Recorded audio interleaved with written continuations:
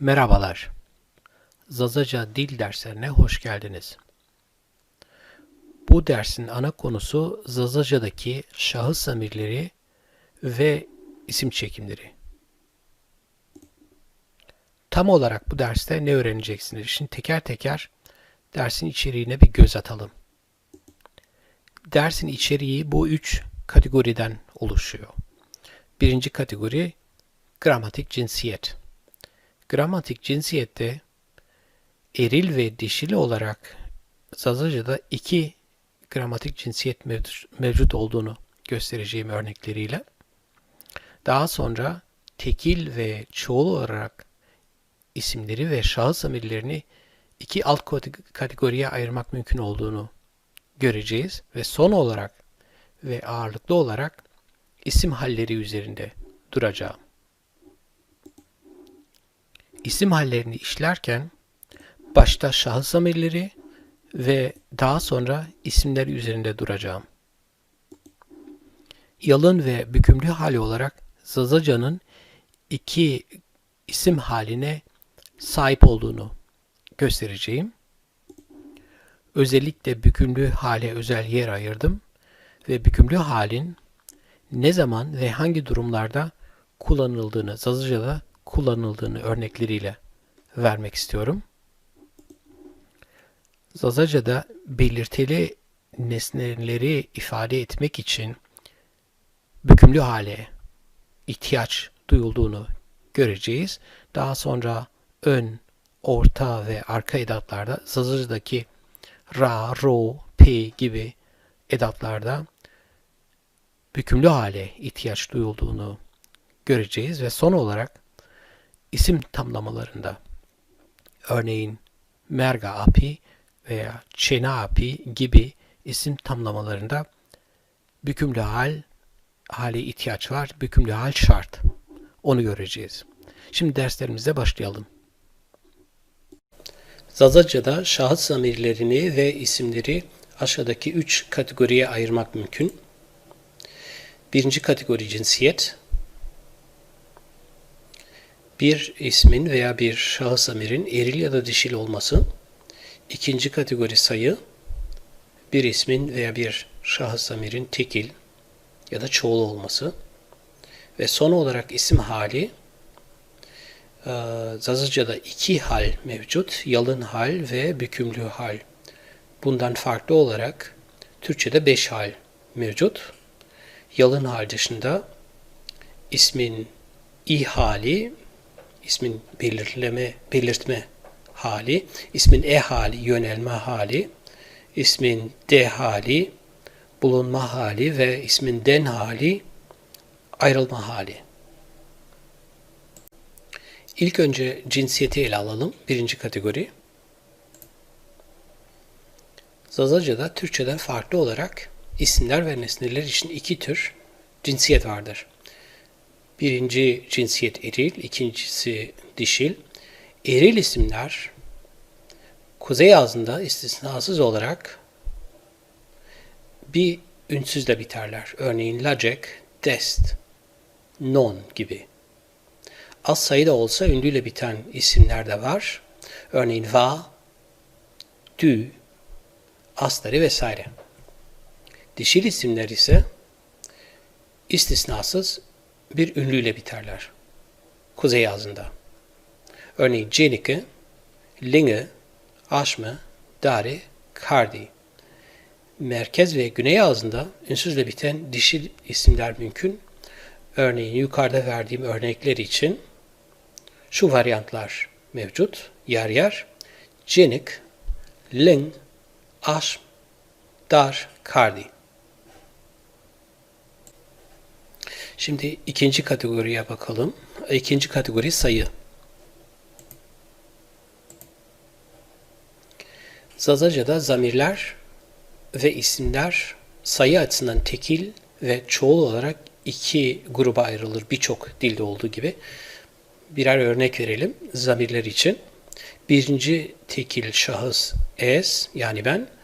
Birinci çoğul şahıs ma yani biz. İsimler için bir örnek. Tekil, doman ya da jü doman, yer yer domun, yani çocuk. Çoğul ise domoni, domani, yani örneğin domani, çocuklar için. En başta da söylediğim gibi Zazaca'da iki isim hali var. Yalın hal ve bükümlü hal. İlk önce yalın hali görelim. Yalın hali görürken ilk önce şahıs zamirlerinden, ondan sonra isimlerden bahsedelim. Zazaca'daki şahıs zamirleri yalın halde bunlar. Es, yani ben, t, yer yer tu, sen, o, üçüncü tekil eril için o, üçüncü tekil dişil için ise a. Buradan görüldüğü gibi Türkçe'de bu fark yok. Türkçe'de her iki durumda da o var. Fakat Zazaca'da eril dişil farkı olduğundan dolayı o ya da a olarak iki tür o var. Ma, biz, sma, şma, siz ve son olarak üçüncü çoğul şahıs yer yer i, yer yer yi. Zazaca'da kim veya ne sorularına yanıtlamak için yalın hale ihtiyaç duyulur. Bunun yanı sıra kime, kimi, kimin ve kimden gibi diğer soruları yanıtlamak için bükümlü hale ihtiyaç duyulur. Şimdi şahıs zamirlerinin bükümlü halini görelim. Şahıs zamirlerin bükümlü hali dışında bunun Türkçe karşılığı Zazaca bir örnek ve Türkçe tercümesini görüyorsunuz. Birinci tekil şahıs mı veya mın, ikinci tekil to, üçüncü tekil eril ei, üçüncü tekil dişil ae, birinci çoğul ma, ikinci çoğul şma ya da sma, üçüncü çoğul ise ina, yer yer inu, inun, inan. Zazaca'daki yalın hal, Türkçedeki yalın hale denk düşerken, Zazaca'daki bükümlü hal, yani şu sütun, Türkçedeki yalın hal dışındaki tüm halleri ifade etmek için ihtiyaç duyulur, kullanılır. Bir örnek verelim. Türkçedeki beni, bana, bende veya bendeni ifade etmek için mı şahıs zamirine ihtiyaç duyulur. Örneğin Ali mı vineno, Ali beni görüyor. Burada beni'yi ifade etmek için bu örneği veriyorum. Aynı şekilde to, ay, ma, şma veya ina gibi örneklerde mevcut. Şimdi son olarak Zazaca'daki şahıs zamirlerinin yalın hal ve bükümlü halini karşılaştıralım. Ez, mı ya da mın, to, o, ey, ae, ma, şma, sma, aynı şekilde şma, sma, i, yi, bunun karşısında ina, inu, inun veya inan. Zamirlerden sonra şimdi ismin hallerine bakalım. Aynı zamirlerde olduğu gibi isimlerin de iki hali var Zazaca'da. Bir isim yalın haldedir veya bükümlü haldedir. Şimdi ilkin yalın hale bakalım. Yalın hali tarif etmek için bu tabloyu hazırladım. Bu tablonun amacı ismin yalın halde aldığı son ekleri göstermek. Bunu tarif etmek için bu yukarıda gösterdiğim tablodan gelerek 3 kategoriyi görmek mümkün. İlk kategori ismin hali, yani tekrarlayalım. Bir isim yalın haldedir veya bükümlü haldedir.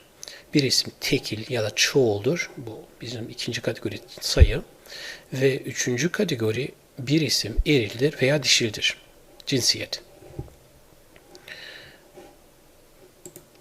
İsmin aldığı son ekleri tarif etmek için birer örnek vereyim. Canlı 2 örnek ve cansız 2 örnek. Canlı örnek için lacek, erkek çocuk. Çeneke, kız çocuğu. Cansız örnek için eril veya dişi. Burada yukarıda olduğu gibi. Ko, eril örnek dağ.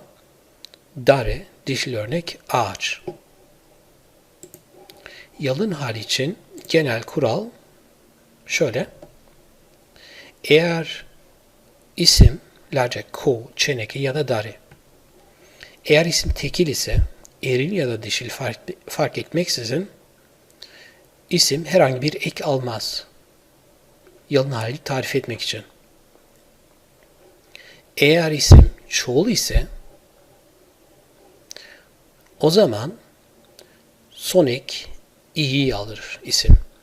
Örneğin lacek, lacekiye dönüşür. Çeneke, çenekiye dönüşür. Ko, koyiye dönüşür ve darı, dariye dönüşür. Bu y neyini ifade ediyor? Birkaç istisna dışında, örneğin manga ya da kesa dişil örneklerde olduğu gibi birkaç istisna dışında son ek i'dir ama kesa ve mangada y'dir. Örneğin kesa'nın çoğulu kesei ve manga'nın çoğulu mangei.